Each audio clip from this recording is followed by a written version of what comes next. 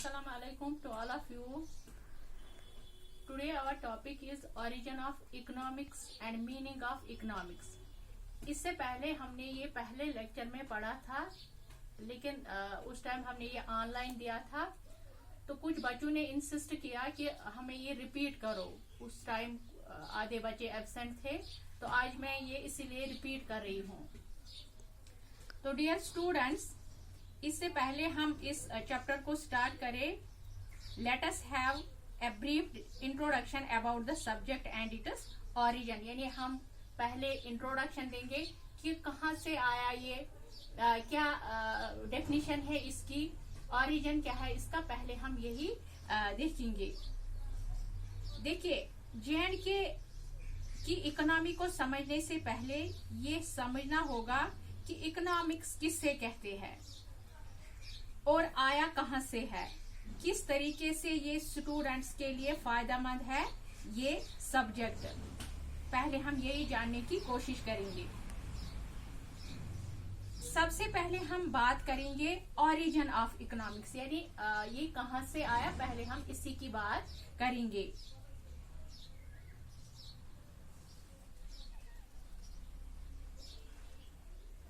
Origin of economics के बारे में कि इकोनॉमिक्स जो वर्ल्ड से है, ये आया कहां से, इसका मतलब क्या है, इसकी डेफिनेशन क्या है, पहले हम इसी की बात करेंगे. तो पहली बात जो आप लोग याद रखेंगे वो ये है कि economics has its origin from 2 Greek words. यानी इकोनॉमिक्स का जो आगाज है, ओरिजिन है, वो है 2 Greek words, or we can say economics has been derived from 2 Greek words, ocus and nomos. Ocus and nomos. There are 2 Greek words from which the economics has been derived. Ocus means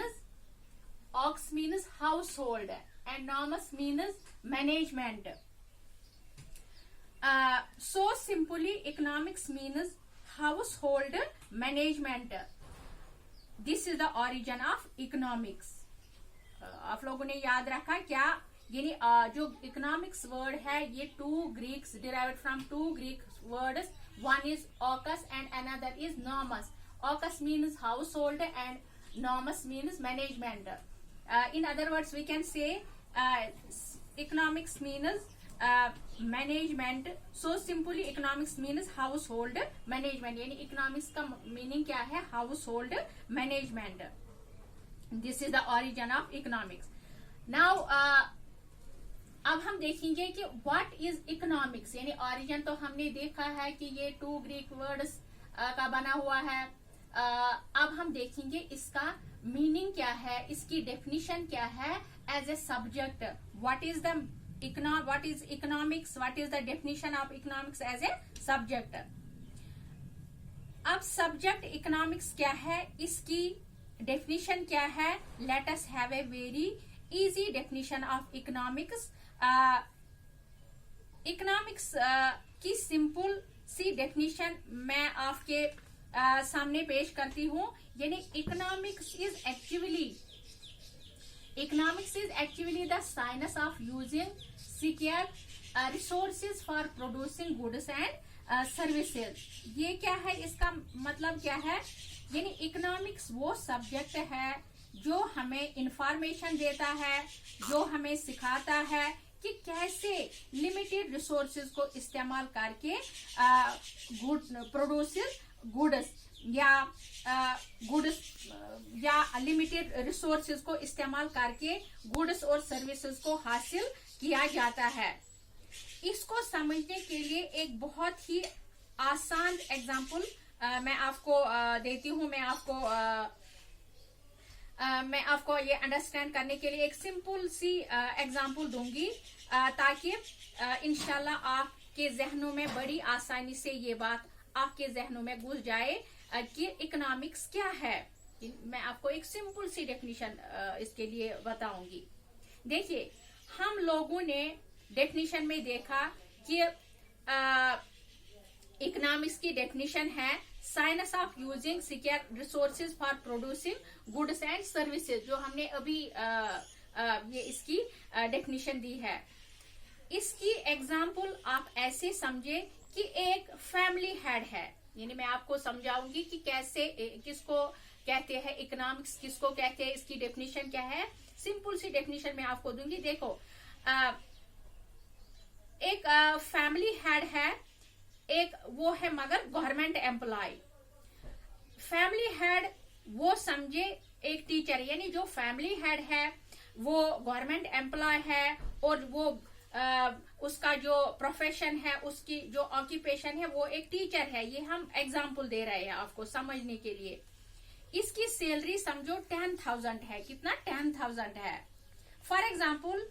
और इसके बगैर उसके पास कोई और source नहीं है, यानी जो फैमिली का हेड है वो एक गवर्नमेंट एम्प्लॉय है, वो उसकी जो वो समझो टीचर है, उसकी सैलरी जो है वो 10,000 है, या उसके पास और कोई सोर्स ऑफ इनकम नहीं है, उसके पास लिमिटेड सोर्सेज है।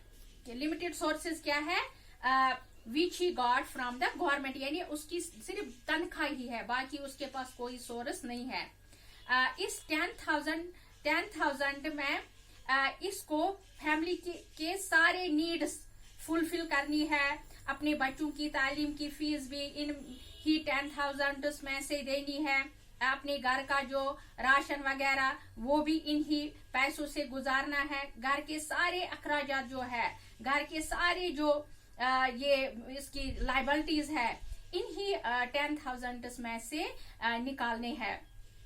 आपको समझ आ रहा है? यानी जो फैमिली हेड है वो गवर्नमेंट एम्प्लॉय। मैं आपको समझा रही हूँ कि इकोनॉमिक्स की डेफिनेशन कैसे आप ये अंडरस्टैंड करोगे कि जो फैमिली मेंबर है, हेड ऑफ द फैमिली है, वो समझो गवर्नमेंट एम्प्लॉय है और वो टीचर है, उसकी सैलरी 10,000। इस 10,000 में उसको सारा करना है, जो उसकी लाइबिलिटीज है वो उसको फुलफिल करनी है। तो लिमिटेड रिसोर्सेज है ये। इसका 10,000 इसको ये कैसे इस्तेमाल करेगा ताकि फैमिली की नीड्स भी फुलफिल हो जाए और कोई प्रॉब्लम ना हो जाए, यही हमें इकोनॉमिक्स सिखाता है। यानी कैसे वो इन्हीं 10,000 में अपने सारे जो इसकी नीड्स है, सारी जो उसकी लाइबिलिटीज है वो फुलफिल करे, हमें इकोनॉमिक्स यही सिखाता है। यानी कोई प्रॉब्लम ना हो जाए इसको, तो यही सिखाता है हमें इकोनॉमिक्स। अंडरस्टैंड? ओके। कि लिमिटेड रिसोर्सेज को कैसे इस्तेमाल करोगे ताकि सांप भी ना मरे और लाठी, उर्दू कहावत है, सांप भी ना मरे और लाठी भी ना टूटे। एक तो फैमिली की सारी नीड्स उसको फुलफिल करनी है और कोई और मुसीबत का सामना ना करना पड़े, ये हमें सिखाता है इकोनॉमिक्स। यानी इसको इन्हीं 10,000 में, इन्हीं 10,000 में उसको सारी फुलफिल नीड्स करनी है। फैमिली की भी फीस वगैरह, राशन वगैरह सारा इन्हीं में से, और कोई इसको वो मुसीबत ना आए, उसको कोई मुश्किलात ना आए, यही हमें सिखाता है economics subject. That is why this subject is very important for all human beings, ताकि अपनी फैमिली की नीड्स भी फुलफिल हो जाए और दूसरे तरीके से ये कर्जे का शिकार भी न हो जाए। तो ये आता है हमें समझ इकोनॉमिक्स सब्जेक्ट को स्टडी करने के बाद, यानी कैसे इसने मैनेज किया, कैसे इसने सारा घर का खर्चा वगैरह सारा इसने उठाया इन्हीं 10,000 में, बिना किसी कर्जे के, बिना किसी मुसीबत के इसने ये सारे फुलफिल किए। I hope that you understand and the meaning of economics.